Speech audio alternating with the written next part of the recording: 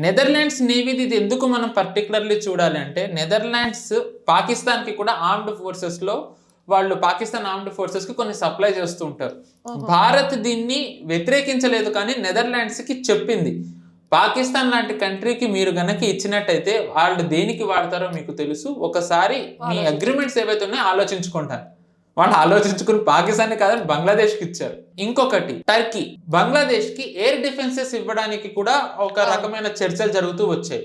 Euro typhoon fighter Bangladesh వాళ్ళకి ఇవ్వడానికి ఆ సంస్థకి ఇంకా బంగ్లాదేశ్ కి మధ్య కూడా చర్చలు జరుగుతున్నాయి. కానీ బంగ్లాదేశ్ కి ఇన్ని ఏ దేశం మీదకి వెళ్ళడానికి వాళ్ళు చేస్తున్నారు? అవును, ఇంత సపోర్ట్ ఎందుకు? వాళ్ళకి ఎందుకు కావాలి ఎయిర్ డిఫెన్స్? ఎందుకు కావాలి? వాళ్ళు ఏ కంట్రీ నుంచి అటాక్ ఎక్స్పెక్ట్ చేస్తున్నారు? బంగ్లాదేశ్ నేవీ వాళ్ళు మన ఫిషర్మెన్ బోట్ ని అటాక్ చేశారు, ఒక అతన్ని చంపేశారు. సో ఇది క్లియర్ ప్రొవొకేషన్. సో వాళ్ళు ఏంటంటే ఇండియా సైడ్ నుంచి రియాక్షన్ ఎక్స్పెక్ట్ చేస్తున్నారు.